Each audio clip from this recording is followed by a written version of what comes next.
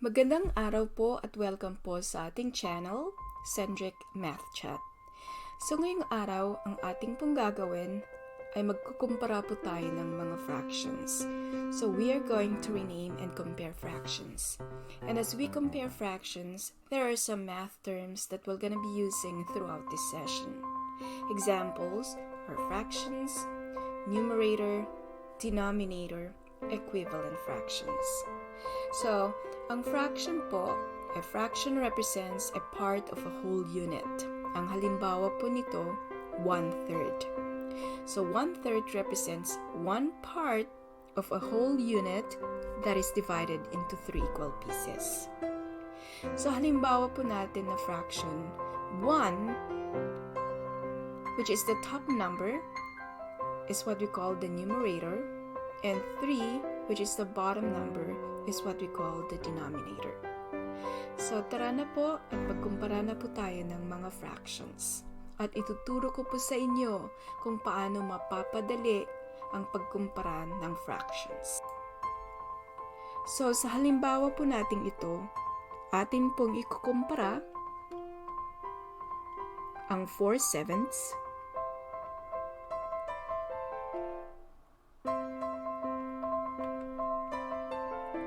at 5/9. So, ituturo ko po sa inyo itong shortcut na tinatawag nila na butterfly method. Pagkatapos po, ating pong intindihin ang konsepto kung bakit nag-work itong shortcut, itong math trick na ito. So, using again our butterfly method to compare your fractions, gagawin po natin, kukunin natin ang product ng mga numerong ito. So that will give us 36, 7 and 5, which will give us 35. So pag titingnan po natin, nung minultiply natin diagonally, parang siyang butterfly, kaya nga po tinatawag nilang butterfly method. So, meron na pa yung product natin. Atin pong ikukumpara ngayon ang 36 and 35. So, we all know that 36 is greater than 35. Therefore, it follows that 4/7 is greater than 5/9. Tingnan po natin ulit. Example number 2. Atin pong ikumpara naman ngayon ang 5/8 at 7/9. Kagaya po ng ginawa ulit natin kanina, applying our butterfly method, always po na nauuna na kunin natin ang product ng numerator ng first fraction tsaka yung denominator ng second fraction natin. Always po. So, this will give us 45. 7 times 8 gives us 56. And 45 is less than 56. Ibig pong sabihin nito, 5/8 is less than 7/9. So, yan po ang tinatawag nating shortcut using our butterfly method. Ngayon, ang importante po dito, kailangan din nating intindihin kung ano nga ba ang concept behind ng butterfly method na ito. Bakit siya nag-work? So, let's take a look at our 4/7 at ang ating 5/9. Okay?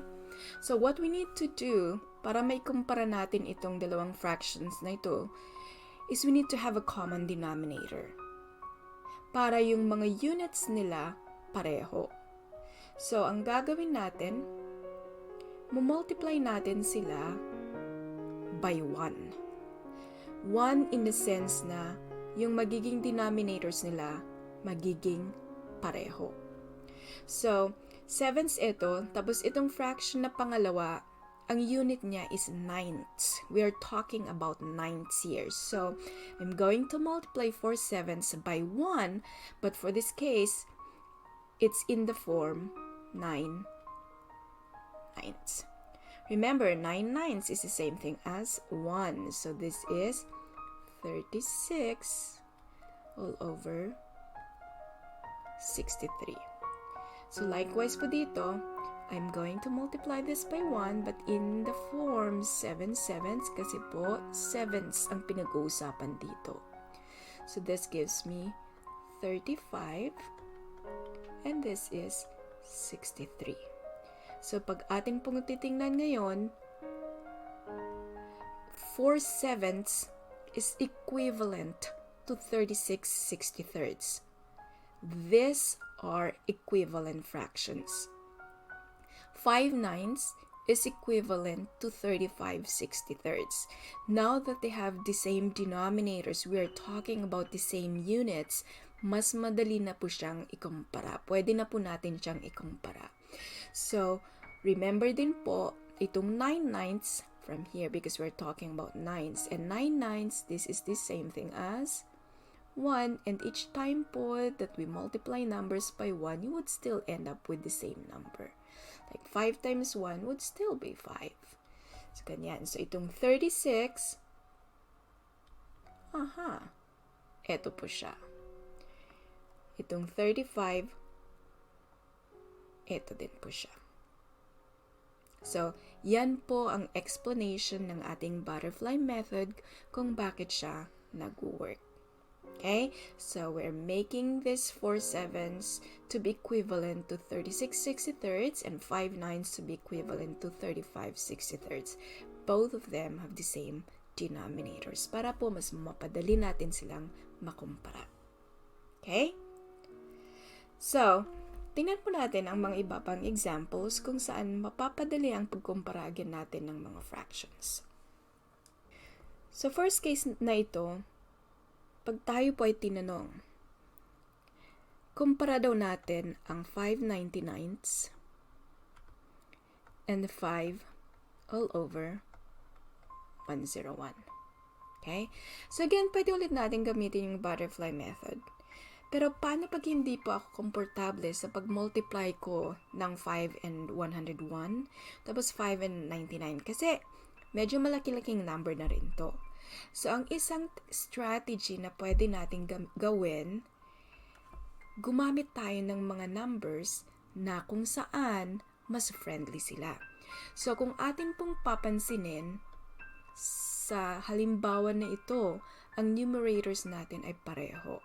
Ang magkaiba lang po ay ang ating mga denominators. So, gumaya po tayo ng numbers na kung saan pareho ang numerators, pero magkaiba ang denominators. So, meron po tayong 2/3 and 2/5. So, ngayon, gamitin po natin ang ating butterfly method ulit. Multiply ulit natin sila diagonally. 10 ito. 6. 10 is greater than 6. Ibig sabihin po, 2/3 is greater than 2/5. Okay? So, mas maigi kung meron pa tayong pangalawang halimbawa bago tayo gumawa ng conclusion. So, kumulit tayo ng isa pang halimbawa. So, ating ikumpara ang 1/4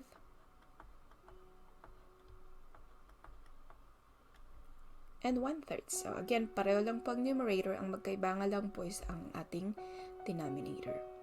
So, gamitin po natin ang ating butterfly method.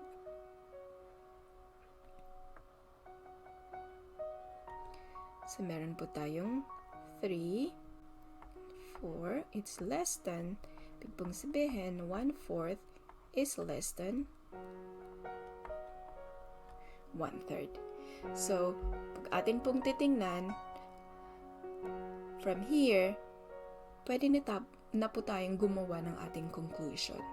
Na kapag pareho ang numerators nila at magkaiba ang denominators, parang mas malaki ang 599s kaysa sa 5/101. Which is, kung iisipin nga natin halimbawa, meron akong pizza. Isang buong pizza, in-slice siya ng 99 pieces. Imagine na lang po natin kung gaano kalaki ang each slice. Itong whole pizza, in-slice ko siya ng 101 pieces.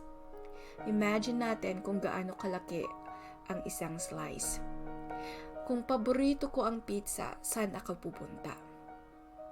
Dito sa 5/99. Kasi mas malaki yung isang slice kaysa sa yung ito. So dito nga rin, 2/3 mas malaki siya kaysa sa 2/5. Itong 1/3 mas malaki kaysa sa 1/4. So, halimbawa natin, 10, and then 101, kumpara natin siya sa 10/205. So, parehong numerators, magkaiba nga lang ang denominators, mas mababang denominator nito, ibig sabihin, mas malaki itong fraction na ito. Okay? So, tingnan ulit natin ang pangalawa pang case natin. 13/14. So, pwede rin gamitin natin ang butterfly method. Pero, yun nga, paano po pag hindi ako komportable sa aking multiplication skills? So, kagaya ng ginawa natin dun sa unang case, let's come up with examples using friendly numbers. So, atin pong pansinin, 12/13, ang difference po nila is 1. 13/14, ang difference po is 1. So, gumaya ulit tayo ng numbers kung saan ang difference nila is 1.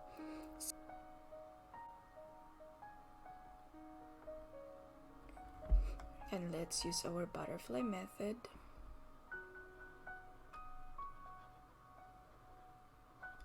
This is 3. And that is 4. 3 is less than 4. Ibig sabihin, 1/2 is less than 2/3. Mas malaki po si 2/3. So, wag po agad tayong mag-conclude. Maghanap pa po tayo ng isa pang example. Okay? So, let's compare maybe 4/5. 5/6. So, ang difference nila is 1. Difference is 1. So, kagaya siya ng ating problem na ito. So, apply our butterfly method. So, let's find the product of 4 and 6, which is 24. 5 and 5. This gives us 25, and 24 is less than 25. Therefore, it follows that 4/5 is less than 5/6. So, ano bang napansin ninyo? So, kung inyo bang tama po kayo, kung napansin po ninyo, mas malaki po si 2/3, mas malaki po si 5/6. So, balikan po natin ating problem dito. 12/13, 13/14. Ibig pong sabihin yan ngayon, mas malaki si 13/14. So, 12/13 is less than 13/14. So, ngayon, ang tanong ko sa inyo, 111, 112, and 115, 1/16.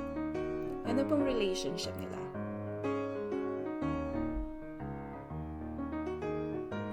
Opo, tama po kayo. It's less than.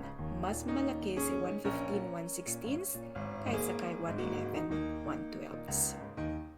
So, may mga pagkakataon din naman po na hindi natin kailangan gamitin ang butterfly method sa pagkumpara ng ating mga fractions. So, tingnan po natin itong case number 3.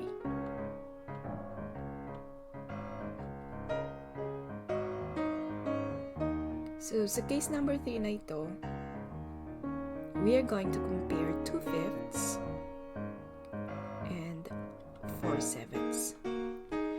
So, the method na gagamitin po natin dito ay ang number line. Gamitin po natin ang ating kaalaman about 1/2, 1/4, and 3/4.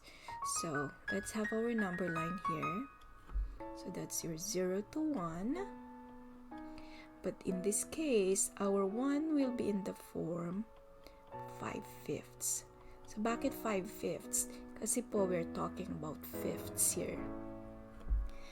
Gayon din po dito sa pangalawa nating number line. So, 0. And this is our 1, which is in the form 7/7. Dahil ulit po dito sa 7s na ito. So, ang ating pong gagawin ngayon,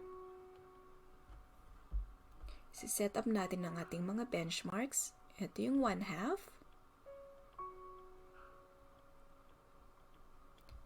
Na kung saan equivalent din siya. Since 5/5 is the same thing as 1, anong kalahati ng 5? So, that is 2.5 all over 5. So, meron siyang equal sign kasi equivalent sila. Ganon din dito, 1/2. But this time, 7/7, half ng 7 is 3.5. Okay. And then, tingnan po natin ang ating mga fractions ngayon. So, 2/5. Pag titingnan natin, nandito siya. It's less than our half. So, more or less, nandito. Estimate lang natin ang ating 2/5. Ganun din ang ating 4/7. Nasaan siya? Oh, it's more than our half. So, more or less, nandito siya. So, right there and then, kikita na natin na mas malaki si 4/7 kaysa kay 2/5. So, 2/5 is less than 4/7. So, ganyan po ang isang pamamaraan kung paano natin pwedeng ikumpara ang ating mga fractions. Gamitin po natin ang ating nalalaman, ang ating kalaman tungkol sa 1/2, 1/4, 3/4. So, yan po ang ating lesson ngayon, and let me end our lesson for today with this fraction quotation.